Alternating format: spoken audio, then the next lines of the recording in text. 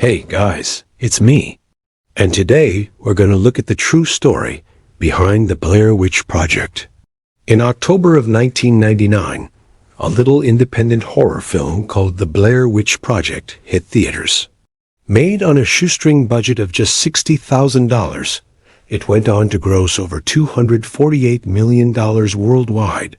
And because of its innovative found footage style, many people believed the movie was actually real. They had initially planned to make a short film about a group of college students who disappeared while hiking in the woods. But after some encouragement from friends, they expanded the idea into a feature-length film. The film was written and directed by Daniel Myrick and Eduardo Sanchez, who were both huge fans of the horror genre. The plot was simple. People left the theater believing that the film was real, and that these three actors had really gone missing in the woods. The actors were not actually lost in the woods, and no one was killed during filming. So then, where did the idea for the film come from? The legend of the Blair Witch itself was based on a number of local legends and myths about witches and evil spirits that live in the woods. For example, there was a real-life case in the 1920s of a woman named Blair Witch First. There is a newspaper clipping that can be seen in one of the tents. It reads, "Boy vanishes in Cattail Marsh." Myrick and Sanchez were so committed to the project that they even held a press conference to promote it. And everywhere they went, they told the same story about how the film was based on a true story, and that the actors really did go missing in the woods. When asked why they chose to shoot the film in such a realistic way, and it has inspired countless other films and TV shows, the legend of the Blair Witch has also continued to grow, and there are now dozens of books, websites, and documentaries about her. Myrick said, "We wanted to explore the boundaries of what documentary filmmaking is. We wanted to push the audience to suspend belief and see if we could get them to invest emotionally in these characters," which is a reference to the marsh where Michael disappeared. But none of them have ever appeared in a film together again. Then there is a license plate on the car that says Butler 93, which is the same town where Michael went missing. Let me know in the comments below. And remember to subscribe if you haven't already. I've been your host, and until next time, stay safe. Whose spirit is said to have haunted a family in Tennessee.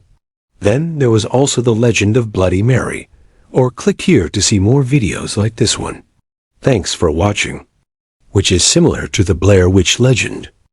In both stories, a group of friends dares to summon a witch or spirit into their midst, and they quickly regret it. And when news outlets started reporting on the supposed disappearance, the film's popularity skyrocketed, as they ventured deeper and deeper into the woods to try to find evidence of the witch's existence. As they hike, they begin to find strange and disturbing things like sticks and leaves arranged in patterns and animal bones that have been mutilated. They also hear strange noises in the forest and feel like they're being watched. On April 25, 1976, Michael and his friend Roy went camping in the woods near their hometown of Butler, Pennsylvania. A few days later, Roy returned home, but Michael never did. A massive search effort turned up nothing, and Michael was officially declared dead. But his body was never recovered, and his disappearance remains a mystery to this day. There are some similarities between the disappearance and the film. Both Michael and the character of Mike disappear in the woods while camping. Both men were wearing jeans and boots when they vanished. And in both cases, the other person in the group returned home unharmed. Some people even believe that Roy intentionally led Michael away and killed him. But this was never proven, and Roy always maintained his innocence. Eventually, their campsite is destroyed, and their food is scattered around the clearing. And they know they are no longer alone in the woods. Then, one by one, the group is picked off by the witch, and the last person sees her before their camera runs out of battery. 3 student filmmakers set out to document a local legend known as the Blair Witch. The filmmakers didn't use any special effects or elaborate sets. Instead, they used handheld cameras and natural lighting to create a sense of realism. Even the found footage aspect added to the film's authenticity. The filmmakers claimed that the footage was discovered by a local sheriff's department after the trio failed to return from their hike. And to further promote the illusion, they even made a website that looked like a real documentary, with background information on the characters and the legend of the Blair Witch. According to legend, the witch was a reclusive hermit who lived in the woods near the town of Burkittsville, Maryland, where she terrorized hikers and campers. In the early 1900s, several people disappeared in the woods and were never seen again. And locals began to blame the mysterious witch who supposedly lurked in the trees. The film follows these three friends.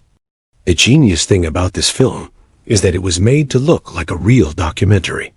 As a result, many, but as you probably already know, the Blair Witch Project was not real. Well, the creators took inspiration from a number of different sources. But perhaps the most influential source of inspiration for the Blair Witch Project was the real-life disappearance of a man named Michael Lesko. And when you watch the film, there are a few subtle hints that connect it to the real world. But perhaps the biggest reason that people believed the film was real was because of the filmmakers' dedication to their craft.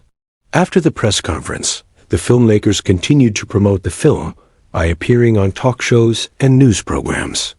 They also did interviews with magazines and websites. So it's no wonder that many people fell for it. So now let's take a look at the aftermath. In the years since its release, the Blair Witch Project has become a pop culture phenomenon. It spawned 2 sequels and a remake.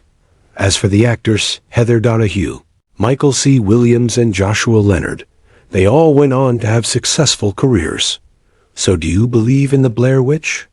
In another scary story, check out the terrifying true story behind the Texas Chainsaw Massacre.